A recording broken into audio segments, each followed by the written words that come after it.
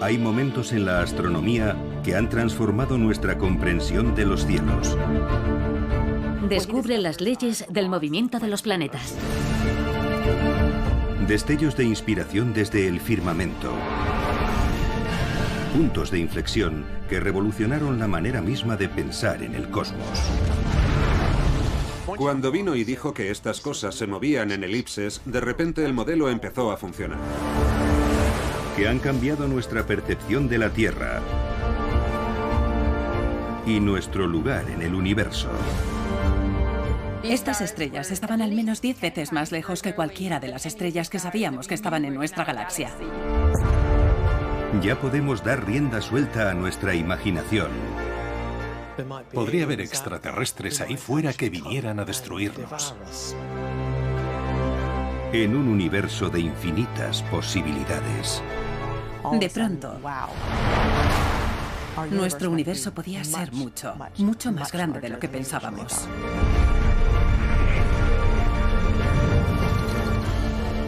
Esta es la historia de la obsesión de la humanidad por el cielo y del sentido del universo para nuestros antepasados. La historia de cómo pasamos de un mundo regido por seres sobrenaturales al cosmos descubierto por la astronomía científica. De cómo vemos otros mundos y buscamos el lugar que nos corresponde entre ellos. Esta es la historia de nuestros cielos ancestrales. Cielos ancestrales.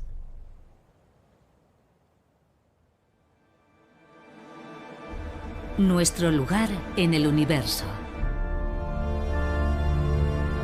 Con el paso de miles de años, dejamos de creer en un cosmos mitológico gobernado por seres sobrenaturales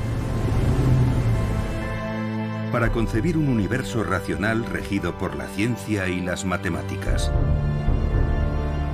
Vimos cómo la Tierra, hasta entonces plana, se transformaba en esfera y dimos por sentado que era el centro de todo y a su alrededor orbitaban el Sol, la Luna, planetas y todas las estrellas del firmamento.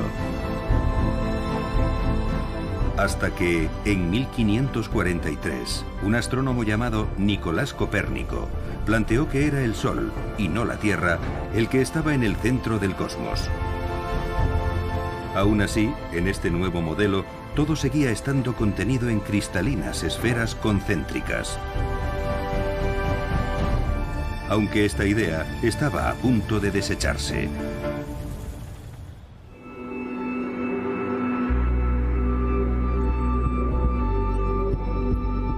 En 1577, un gran cometa pasó muy cerca de la Tierra.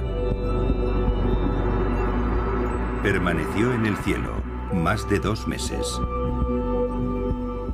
La importancia del cometa de 1577 es que tenemos observaciones de él en todo el mundo. Perú, Japón, Italia, Turquía, y por tanto se puede fijar ese fenómeno en el tiempo.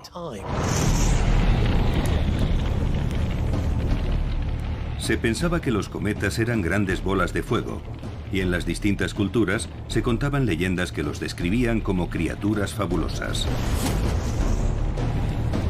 Los pueblos aborígenes australianos pensaban que era el temible espíritu maligno de la serpiente arco iris.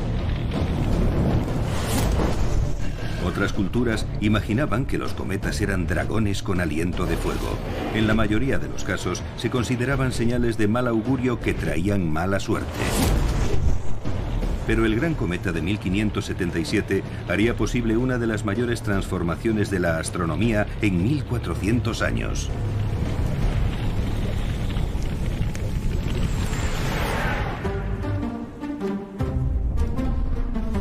En el reino de Dinamarca, un hombre se sintió motivado para llevar la astronomía a una categoría superior.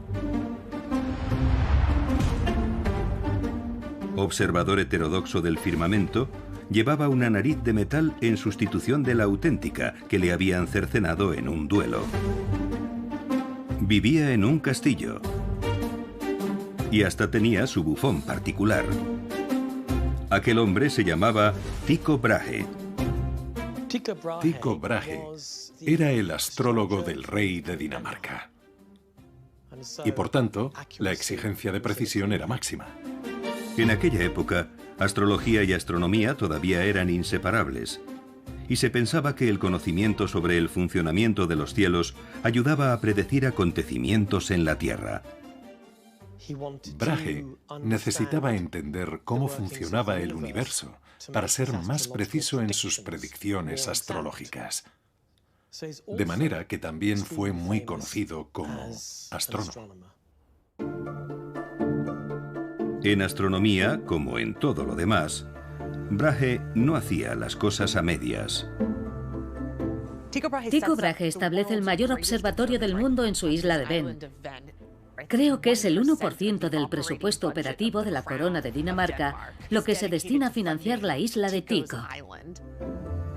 Con los fondos casi ilimitados que le brinda el rey de Dinamarca, Brahe se pone manos a la obra y llena su observatorio con los instrumentos astronómicos más avanzados de la época. Son instrumentos anteriores al telescopio. Construye sextantes y cuadrantes gigantescos, cuyo manejo y el registro de los datos requieren el trabajo de varias personas.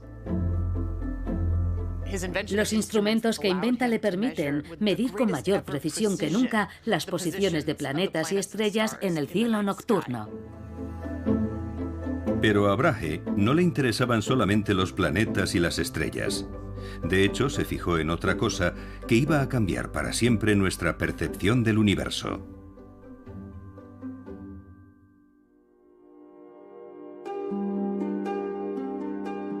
El 13 de noviembre de 1577, Brahe avistó el gran cometa desde su observatorio y se propuso determinar su trayectoria. Sus cálculos indicaban que el gran cometa estaba atravesando la órbita de Venus. Pero de acuerdo con el saber aceptado, esto no sería posible. En esa época se pensaba que todo lo que había en el cosmos estaba contenido en esferas cristalinas concéntricas. La idea de las esferas cristalinas no era una simple metáfora para la época. Creían que esas esferas de cristal existían. Brahe razonó que no habría sido posible para el cometa seguir esa trayectoria. Las esferas cristalinas tenían que haberlo detenido en su avance. Se dio cuenta de que la única posibilidad de que el gran cometa siguiera esa trayectoria era que las esferas cristalinas no existían. En efecto, según la interpretación de Tycho, hace añicos esas esferas cristalinas.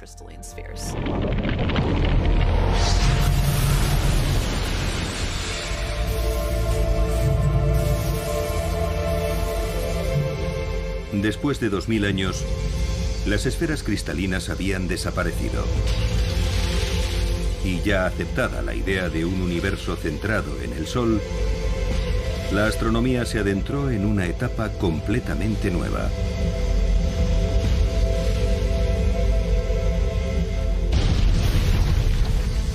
Sin embargo, aún persistía una idea ancestral. La creencia de que todo lo que había en el cielo se movía en círculos perfectos. Así fue hasta la llegada de un nuevo astrónomo.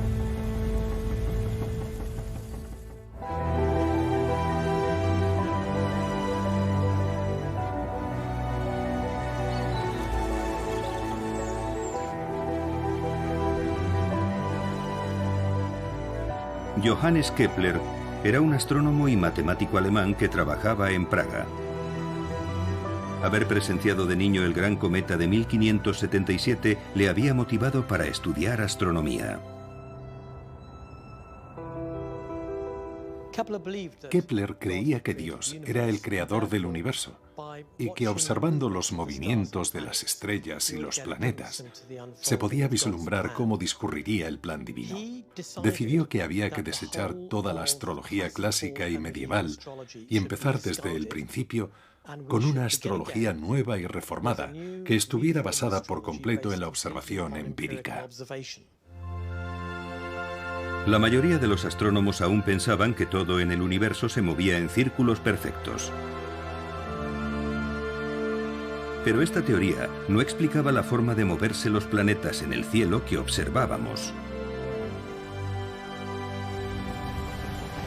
Durante más de 1500 años habían utilizado el concepto llamado epiciclo, según el cual los planetas se movían en órbitas con forma de lazos en espiral. Durante mucho tiempo la teoría funcionó, a pesar de lo complicada que era, con todos esos epiciclos. Era muy difícil trabajar con ellos. Kepler quería simplificar este modelo del cosmos.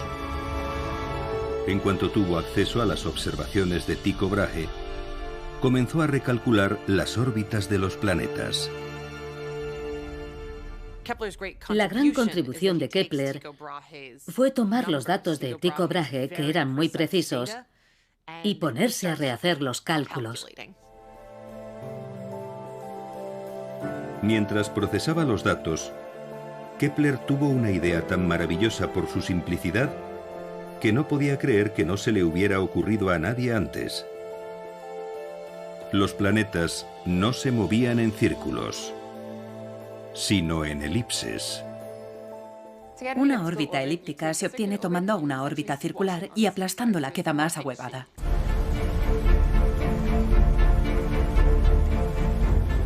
Supone un cambio tremendo.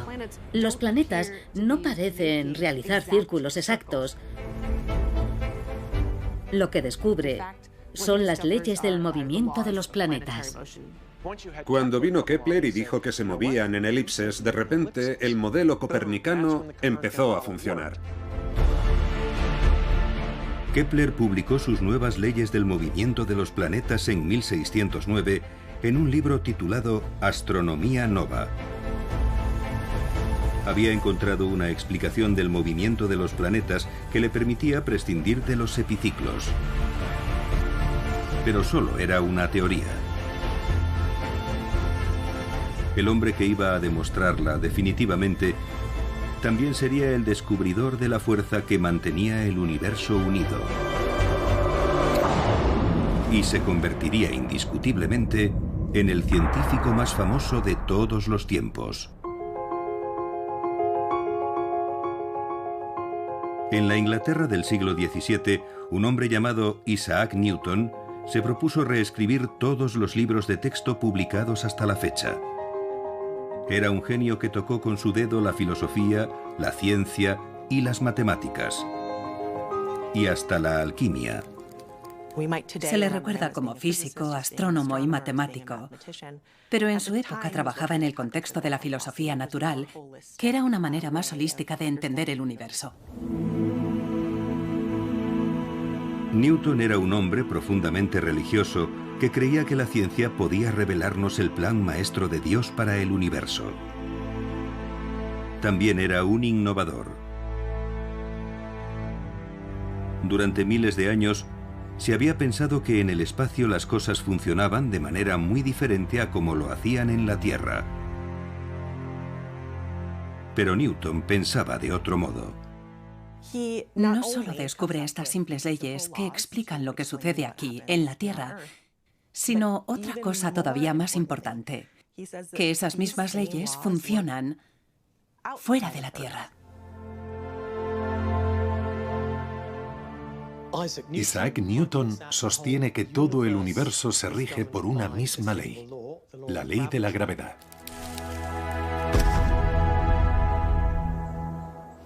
La gravedad es una de las 4 fuerzas fundamentales de la naturaleza y es la fuerza de atracción que ejercen entre sí los objetos que tienen masa.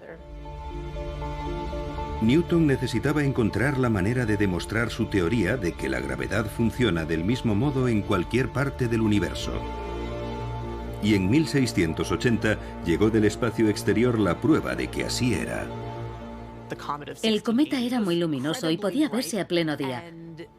Fue motivo de polémica en el círculo de Newton, porque habían visto pasar un cometa en 1680 y después otro en 1681, y se planteaban si era el mismo cometa o eran 2 distintos. Newton se dio cuenta de que su teoría de la gravedad contenía la solución al dilema. El cometa de 1680 y el de 1681 eran un mismo cometa. Y argumentó que habría recorrido todo el sistema solar antes de que la fuerza de gravedad del Sol lo obligara a regresar de nuevo. Comprenden que ha viajado alrededor del Sol y está regresando por el otro lado de su órbita.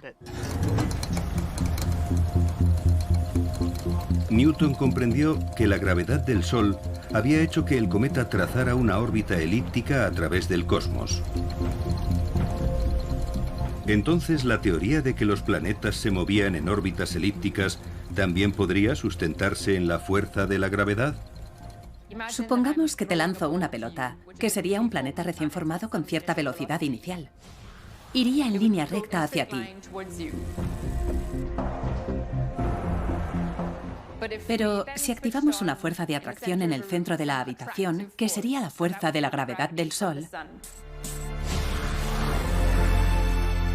el nuevo planeta ya no iría hacia ti en línea recta, ni tampoco se dirigiría al centro del Sol. Se movería formando una curva elíptica. La gravedad impulsaba las órbitas elípticas y era el pegamento que mantenía el universo unido. Por fin teníamos un modelo preciso de nuestro sistema solar. Bueno, casi. Pero antes de ampliar un poco más nuestro conocimiento del firmamento, quedaba por resolver un problema en la Tierra.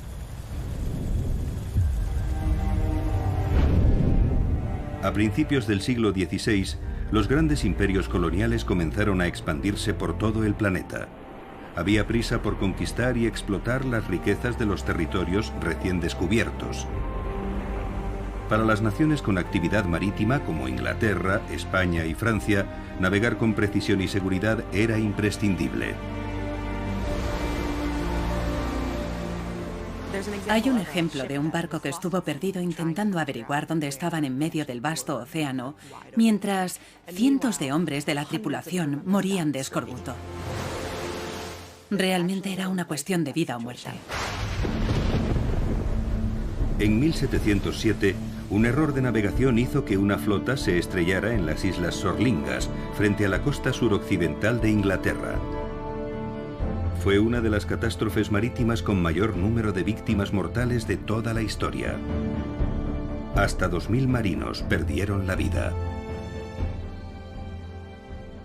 Hubo un clamor de indignación pública. No estaba bien que la gente saliera al exterior a comerciar en nombre de Inglaterra y muriera en el viaje de vuelta.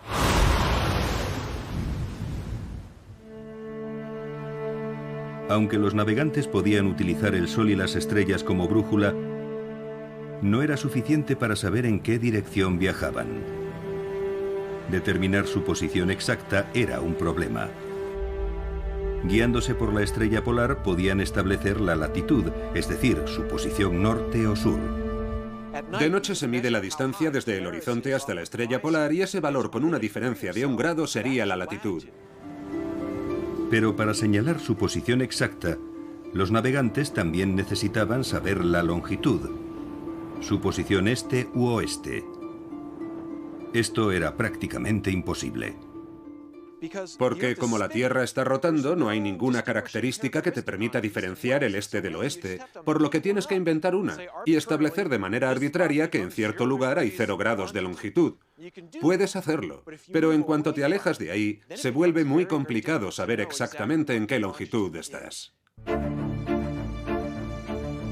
Ya en el siglo II a.C., el matemático griego Hiparco pensó que la respuesta estaba en el cielo. Planteó que si alguien pudiera comparar la hora solar en el lugar donde se encontraba en ese momento con la hora en el lugar de donde había partido, sería posible calcular su posición este u oeste. Aunque era una teoría sólida, tenía un problema. En los 2000 años transcurridos desde Hiparco, nadie había inventado un reloj capaz de funcionar con precisión en el mar. Durante gran parte de la historia, para medir el tiempo se utilizaba algún tipo de dispositivo parecido a un péndulo, y para que ese péndulo funcionara y se pudiera medir su balanceo constante, tenía que estar sobre una superficie estable que no se moviera. Al instalar un aparato así en un barco, que, como es sabido, se balancea con el vaivén de las olas, el movimiento del péndulo se vería afectado y era imposible medir el tiempo. Lo que hacía falta era otra clase de reloj. Y no vendría de manos de un relojero, sino de un carpintero.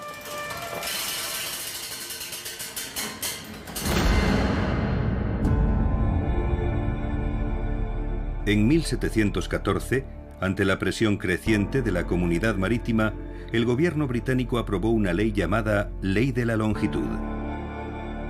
Ofrecían una recompensa equivalente a $2 millones actuales a quien fuera capaz de resolver el problema de calcular la longitud en el mar. John Harrison era un ebanista del norte de Inglaterra a quien le apasionaba la reparación de relojes y vio una oportunidad de rentabilizar su afición. Se propuso diseñar un reloj marino. Estaba convencido de que sería el más exacto que el mundo había conocido. Aquí a mi izquierda está el reloj marino de John Harrison, el llamado H1. Presenta una serie de innovaciones ideadas por el propio Harrison. En lugar de un péndulo tiene estas maravillosas pesas. Y todo lo que afecte a una afectará a la otra en sentido contrario, y por tanto todo error causado por movimientos será neutralizado entre ambas. El H1 funcionaba en el mar y marcaba la hora con un margen de error de 3 segundos al día, pero Harrison no estaba del todo satisfecho. Se dio cuenta de que en realidad un reloj fijo no era la solución. Así que volvió a la mesa de dibujo. A principios de 1750, empezó a ver la solución en modelos compactos. El reloj inventado finalmente por Harrison fue el H4. Había dado con un diseño que consistía en una rueda volante grande y pesada que oscilaba a gran velocidad. Su razonamiento era que, como el barco en cierto modo se movía bastante despacio, un sistema de alta energía con un movimiento tan rápido no se vería afectado por la clase de movimientos que afectaban a un barco. El prototipo H4 de Harrison se puso a prueba en 1764 y funcionó. Por fin teníamos la tecnología necesaria para medir el tiempo que nos marcaba el sol y podíamos calcular la longitud en el mar.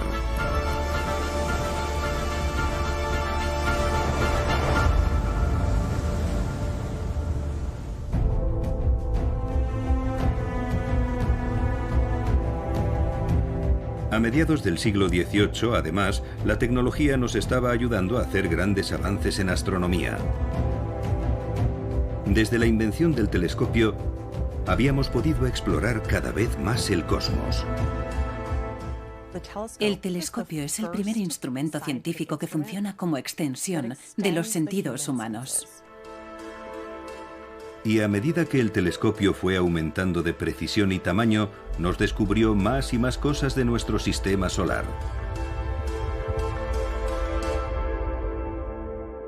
William Herschel nació en Alemania, pero viajó a Inglaterra para dedicarse a la música.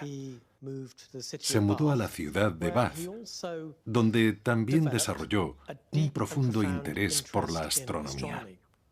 Trabajaba y colaboraba con su hermana Caroline, quien también llegó a ser una distinguida astrónoma.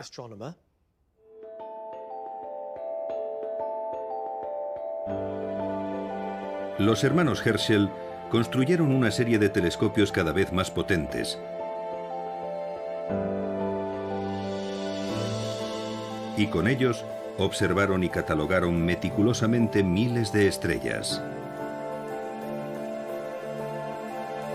En 1781, mientras contemplaba el cielo nocturno, William reparó en un objeto que llamó su atención. En ese momento no sabía qué era lo que había descubierto, pero después de trabajar con algunos de sus contemporáneos, llegó a la conclusión de que en realidad era otro planeta. Son los responsables del descubrimiento del planeta Urano. Fue un descubrimiento trascendental. Durante milenios habíamos pensado que solo había 5 planetas. El descubrimiento de Urano elevaba el número a 6. William dedicó el nuevo planeta al rey Jorge III. Gracias a ese gesto, Herschel se ganó el favor real y fue nombrado astrónomo del rey.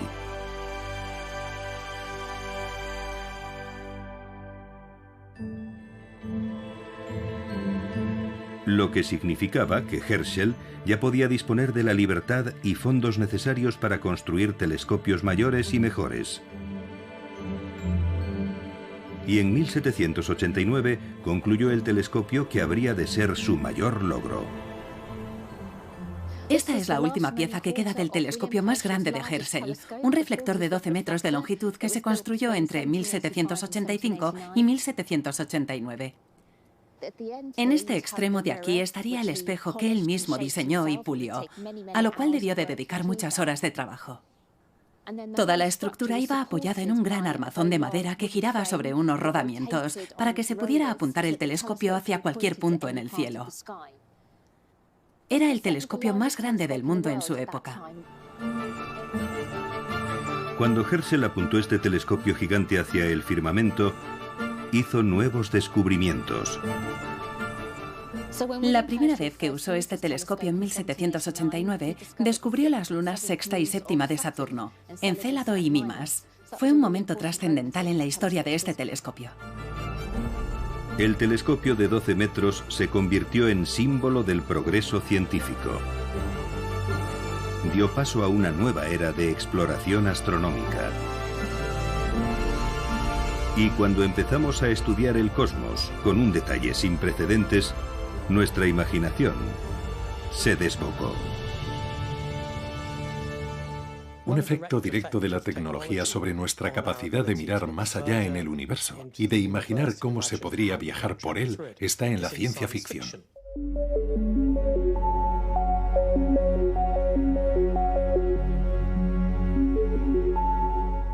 Su momento culminante llegó en el siglo XIX con Julio Verne.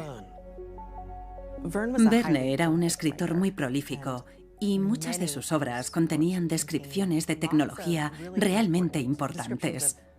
A veces de una tecnología muy futurista que, en opinión de muchos, era muy adelantada a su tiempo. En 1865, Verne publicó su libro De la Tierra a la Luna. Julio Verne escribe sobre un club militar estadounidense en el siglo XIX donde se propone construir un arma gigante y enviar a 3 de sus miembros al espacio, que aterrizan en la Luna. Un silencio sobrecogedor pesaba sobre toda la escena. Y todo el mundo era consciente de que los audaces exploradores también estarían contando los segundos en el interior del proyectil. 38, 39... 40. ¡Fuego! Aunque era una obra de ficción, la novela de Verne sirvió de inspiración a científicos de todo el mundo. Lo importante de la novela es que está muy bien documentada. Julio Verne hace el trabajo preliminar de explicar el tipo de impulso que haría falta, la clase de materiales que se necesitarían para hacerlo posible. Sus cálculos eran tan precisos que por primera vez la idea de enviar un ser humano al espacio sonaba plausible.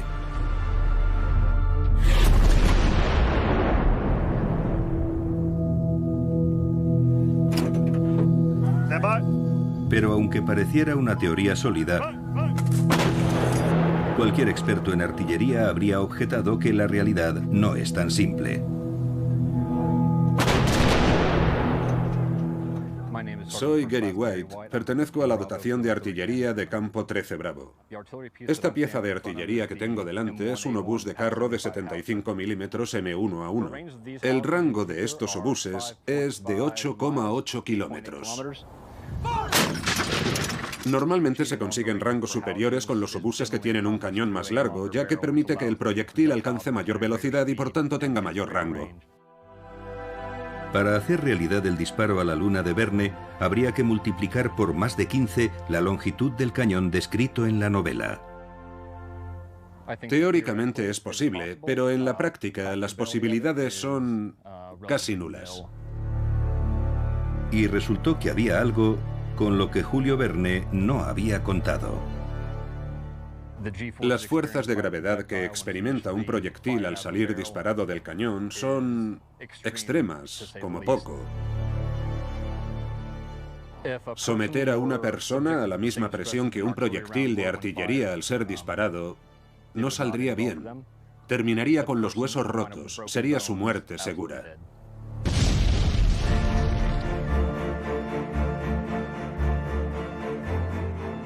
El sueño de Verne de enviar personas a la Luna quedaría firmemente instalado en el reino de la ciencia ficción. Al menos de momento. Pero las compuertas de la imaginación popular se habían abierto. Y una multitud de escritores y pensadores empezó a soñar con qué, o incluso a quién se podría encontrar en el espacio.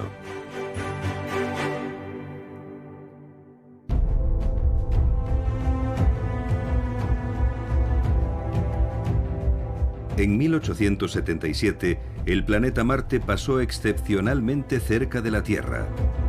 Y en Milán, un astrónomo italiano llamado Giovanni Schiaparelli aprovechó la oportunidad para estudiar el planeta rojo con un detalle sin precedentes. Schiaparelli llenó sus cuadernos de dibujos a mano de Marte, describiendo todas las características que veía a través de su telescopio. Y levantó mapas detallados de un paisaje marciano lleno de lo que calificó de continentes y mares.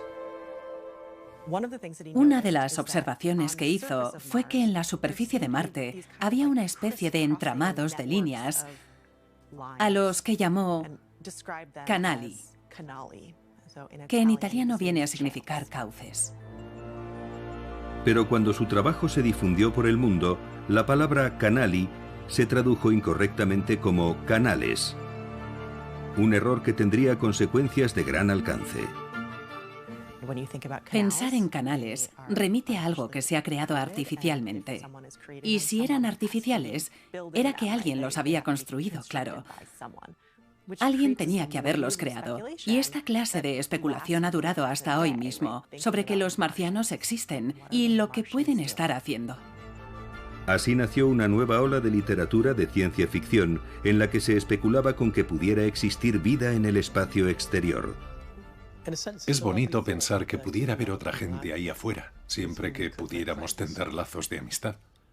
Naturalmente, la otra cara de la moneda es que podría haber extraterrestres ahí fuera que vinieran a destruirnos. La idea de una amenaza extraterrestre inspiró uno de los libros de ciencia ficción más importantes de todos los tiempos. La obra de H.G. Wells, La Guerra de los Mundos.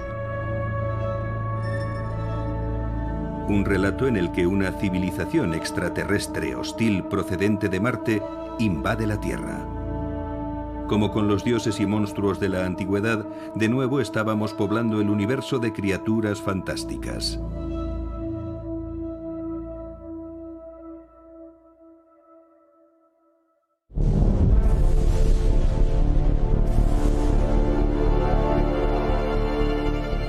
A comienzos del siglo XX,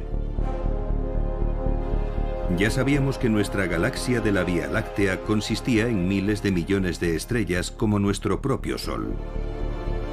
Pero aún sabíamos muy poco sobre su forma y tamaño. En 1920 no sabíamos que el universo se extendía más allá de nuestra galaxia. Había un consenso general sobre que el universo consistía en la galaxia de la Vía Láctea y nada más. El propio Albert Einstein pensaba que el universo era finito y que todo lo que contenía siempre había estado en el mismo lugar. Cuando Einstein resolvió sus propias ecuaciones y planteó cómo pensaba que era el universo, era estático. Siempre había sido así.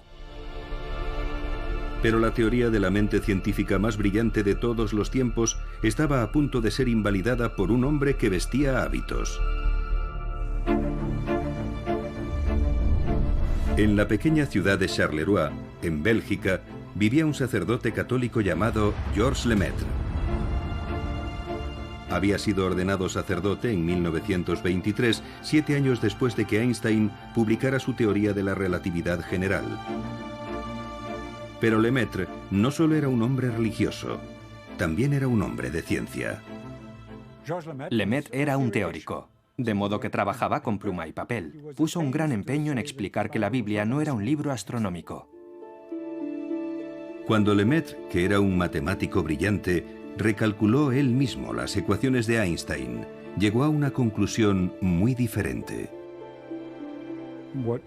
Lo que Lemaitre nos dejó fue una solución a las ecuaciones de Einstein basadas en la teoría general de la relatividad, que demuestran que el universo estaría expandiéndose.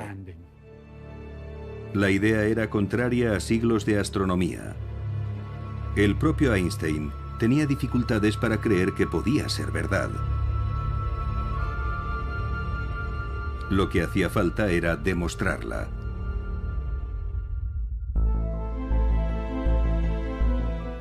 Edwin Hubble nació en Missouri en 1889. Era el clásico chico de Estados Unidos. Jugaba al baloncesto por Chicago y capitaneaba su equipo. Hablaba español. Estudió Derecho y más tarde decidió que quería ser astrónomo. Trabajó en Chicago en el observatorio de Yerkes, que era donde estaba el mayor telescopio refractor de la época, y allí hizo grandes observaciones. Después se trasladó a California, donde usó el telescopio de 100 pulgadas para llevar a cabo el resto de su trabajo.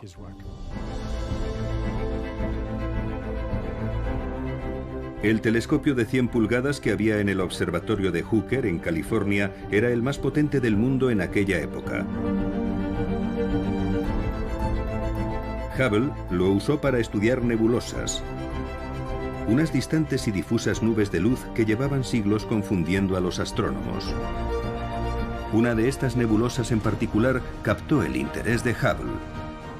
Por primera vez, gracias a la altísima resolución disponible, tomó imágenes de la nebulosa de Andrómeda. Hubble observó que la nebulosa de Andrómeda no era una nube de gas como se pensaba desde hacía mucho tiempo.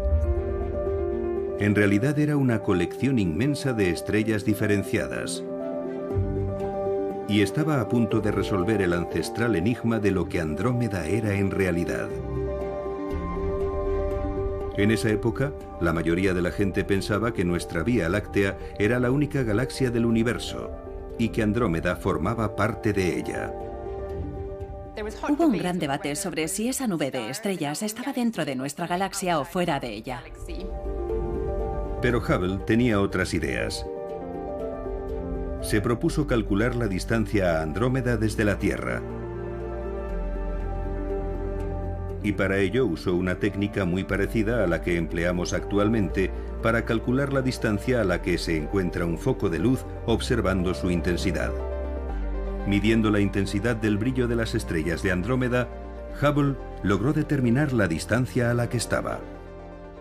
Descubrió que esas estrellas estaban al menos 10 veces más lejos que cualquiera de las estrellas que sabíamos que estaban en nuestra galaxia. Fue un hallazgo increíble para la astronomía.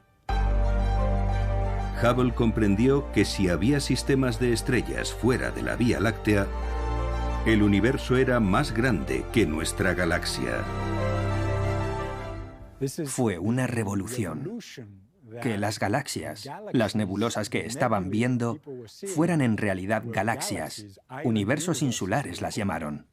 Es capaz de demostrar que existen galaxias fuera de la Vía Láctea.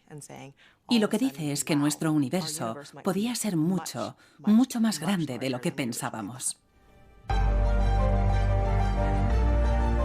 Por primera vez teníamos pruebas de que nuestra galaxia no era la única en el universo. De hecho, solo era una entre tantas.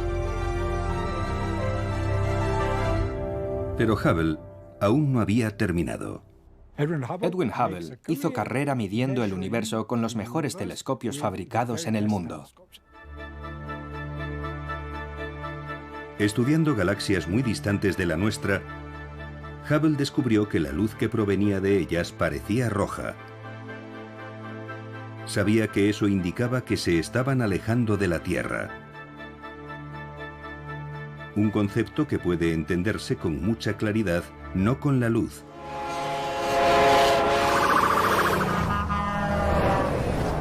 sino con el sonido. En el colegio siempre se pone el ejemplo de la sirena de una ambulancia o un tren para explicarlo. Oyes que el tono va cambiando a medida que el objeto se acerca o se aleja de ti. El sonido viaja en forma de ondas.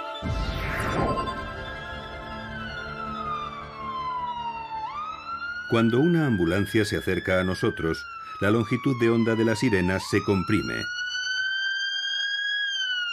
Pero cuando pasa junto a nosotros y se aleja, la longitud de onda se expande y el tono de la sirena va bajando a medida que la ambulancia se aleja en la distancia. Con la luz pasa exactamente lo mismo. Pensamos en la luz como una onda con una sucesión de crestas y valles, y la distancia entre dos crestas la llamamos longitud de onda. La longitud de onda de la luz determina su color. Una longitud de onda corta se ve azul y una más larga se ve roja. Igual que el sonido, la longitud de onda de la luz va cambiando a medida que se acerca a nosotros o se aleja. Tomemos por ejemplo una farola. Si uno echara a correr muy deprisa en dirección a una farola, la luz que verían sus ojos sería azul. Y si se alejara muy deprisa de ella, de espaldas, lógicamente, porque tendría que estar mirándola mientras se aleja, la vería más roja. Pues bien, cuando miramos al universo sucede algo muy parecido. Si las galaxias avanzan hacia nosotros, se verán de color azul. En cambio, si se están alejando, se verán rojas. Fue un momento trascendental para la astronomía. Las galaxias se están alejando. Eso significa que el universo se está expandiendo. Y un universo en expansión lo cambiaba todo. Por primera vez en la historia supimos que no era estático, sino dinámico.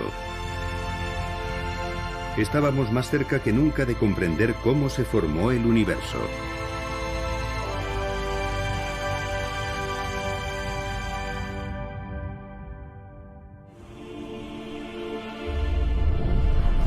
En Bélgica, Georges Lemaître estaba empezando a trabajar en su próxima gran idea. El hecho de que el universo se estuviera expandiendo era la prueba de que sus cálculos matemáticos eran correctos y los de Einstein estaban equivocados. Lemaître era un hombre de ideas audaces.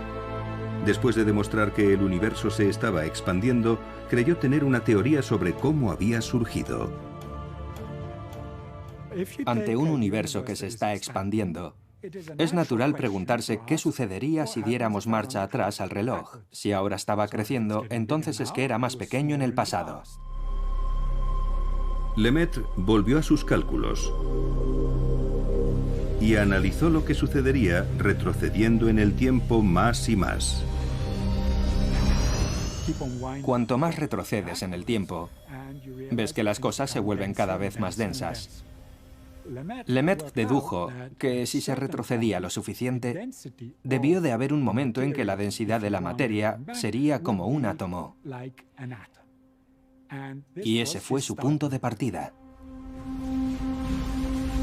En aquella época se pensaba que el átomo era la partícula más pequeña del universo.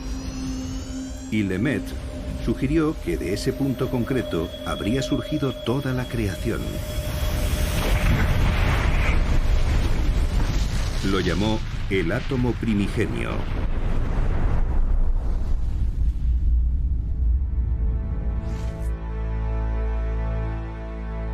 Era una idea sumamente innovadora. La teoría de la relatividad general de Einstein afirmaba que el universo siempre había estado ahí. no podía tener un principio. Pero Lemaitre proponía todo lo contrario, que el universo había surgido de un solo punto. En algún momento se expande, explota, estalla. Se convierte en el universo que vemos ahora.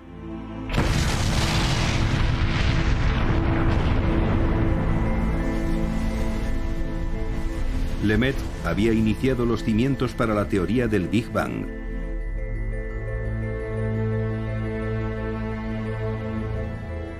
Por primera vez, se nos ofrecía una historia de la creación que no se basaba en la mitología ni en la religión, sino en la ciencia.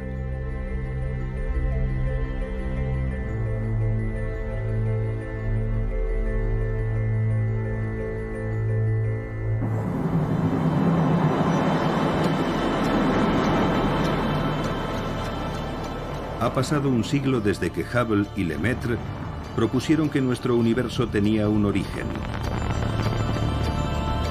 En ese tiempo hemos lanzado al espacio satélites y telescopios que nos están ayudando a ver mejor que nunca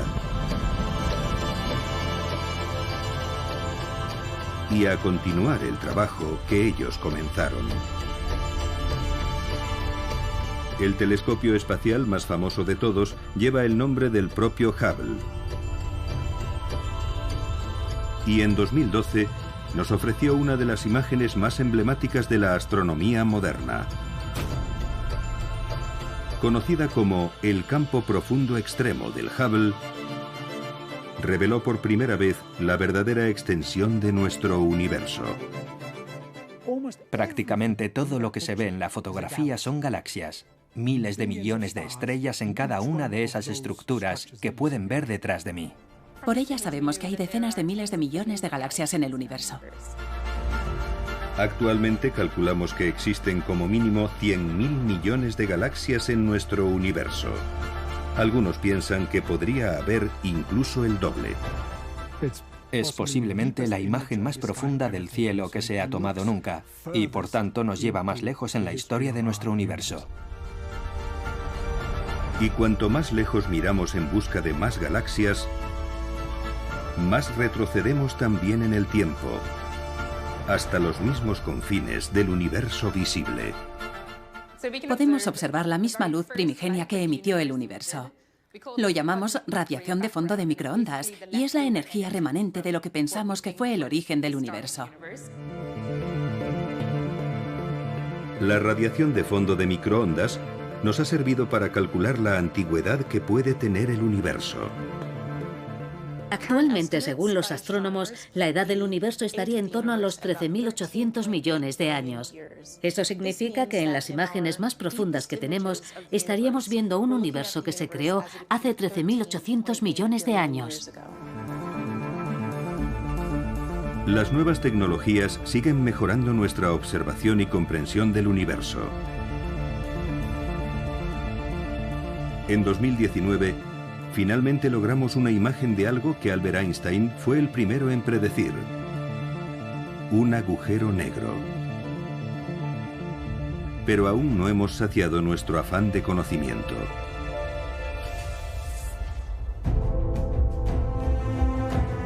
En la sede principal del Observatorio Europeo Austral en Múnich, Alemania, Jason Spairomilio se encarga de supervisar la construcción de varias partes del telescopio óptico más grande del mundo. Se llama ELT. El ELT es un telescopio tremendamente grande. No hemos sido muy originales con el nombre, pero lo define bien. Son las siglas en inglés de telescopio extremadamente grande.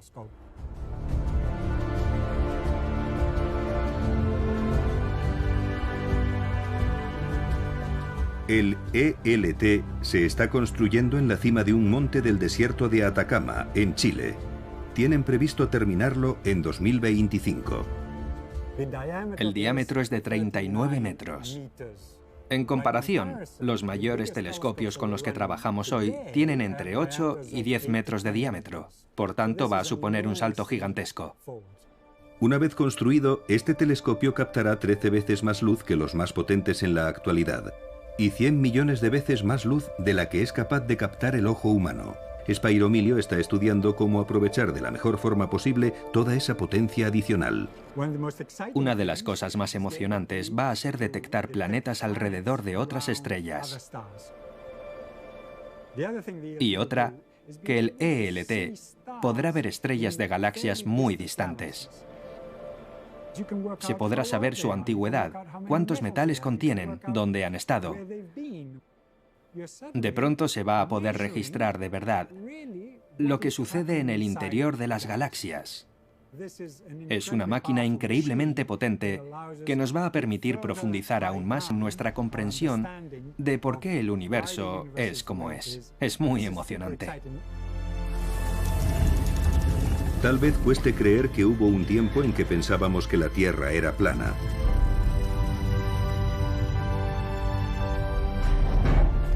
Que estábamos en el centro de todo. Y que el universo empezaba y terminaba en nuestra galaxia.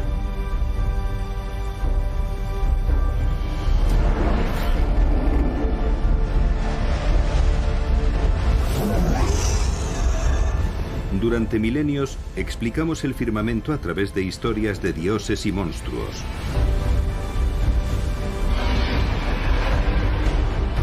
Pero con la invención del telescopio comenzamos a descubrir un universo racional.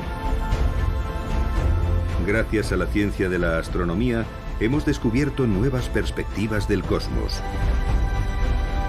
Aunque todavía queda mucho por descubrir. Nuestra comprensión del universo todavía es muy incompleta. Todo lo que sabemos de los planetas, las estrellas y los gases solo abarca el 5% del universo visible. El 95% restante sigue siendo en gran medida un misterio. Y hasta que tengamos al fin las respuestas científicas a las grandes preguntas, siempre nos quedará espacio para rellenar con la imaginación.